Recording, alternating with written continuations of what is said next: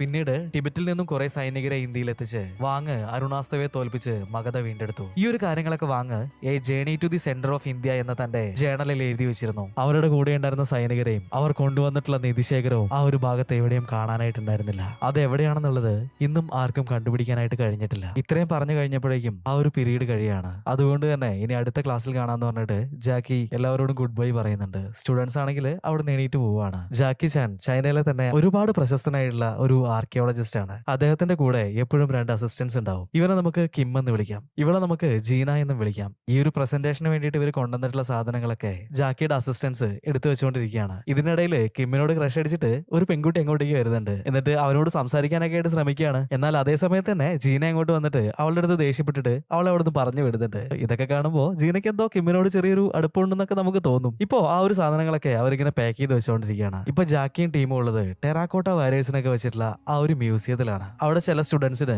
ജാക്കി തന്നെ കണ്ടുപിടിച്ചിട്ടുള്ള ഒരു മിഷൻ പരിചയപ്പെടുത്തിക്കൊണ്ടിരിക്കുകയാണ്. ഈ ഒരു മിഷൻ വെച്ച് സ്കാൻ ചെയ്തിട്ടുണ്ടെങ്കിൽ എത്ര കാലം പഴക്കമുള്ള പുരാവസ്തുക്കളാണെങ്കിലും അതിന്റെ എക്സാക്ട് ആയിട്ടുള്ള നിറവും ഷേപ്പും അത് ലാപ്ടോപ്പിൽ ഇങ്ങനെ തെളിഞ്ഞു വരും. ഈ ഒരു കാര്യങ്ങളൊക്കെ ജാക്കി ഇപ്പം ആ ഒരു സ്റ്റുഡൻസിന് ഇങ്ങനെ പറഞ്ഞു കൊടുക്കുന്നുണ്ട്. എന്നാൽ ഈ ഒരു സമയത്താണ് ഇന്ത്യയിലെ രാജസ്ഥാനിലെ നാഷണൽ മ്യൂസിയം ഇൻസ്റ്റിറ്റ്യൂട്ടിൽ നിന്നും പ്രൊഫസർ അഷ്മിത ജാക്കിയെ കാണാനായിട്ട് എത്തുന്നത്.